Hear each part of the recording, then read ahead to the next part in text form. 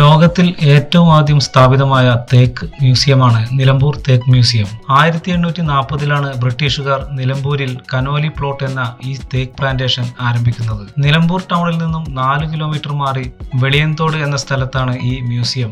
തേക്കിന്റെ ചരിത്രവും പ്രാധാന്യവും സംരക്ഷിക്കുവാനായി Kerala forest research ഇൻസ്റ്റിറ്റ്യൂട്ടിന് കീഴിൽ 1995 ഈ തേക്ക് മ്യൂസിയം ആരംഭിച്ചത്.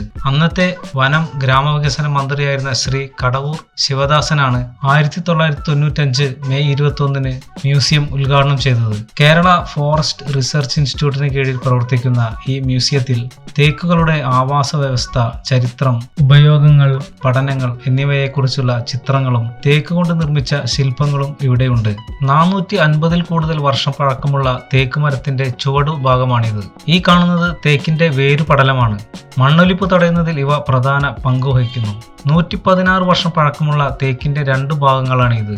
വിവിധ ക്ലാസുകളിൽപ്പെട്ട തേക്കുകടകളാണ് ഈ കാണുന്നത്. മ്യൂസിയത്തിനു പുറമെ bio resources natural park, butterfly garden, hydrophytes garden, taxonomic garden, herbal garden, medical garden എന്നിവയുമുണ്ട്. വിവിധ തരം മുളകൾ, പനകൾ, ഓർക്കിഡുകൾ എന്നിവയും ഈ പാർക്കിൽ സംരക്ഷിക്കുന്നു. പാർക്കിനെ മുഴുവനായി കാണാൻ കഴിയുന്ന ഒരു ടവറാണിത്. ഇതിനു പുറമെ കുട്ടികൾക്ക് വേണ്ടിയുള്ള ഒരു ചിൽഡ്രൻസ് പാർക്കും ഇവിടെയുണ്ട്. മുതിർന്നവർക്കും കുട്ടികൾക്കും ഒരുപോലെ ആസ്വദിക്കാൻ കഴിയുന്നതാണ് നിലമ്പൂരിലെ ഈ തേക്ക് മ്യൂസിയം.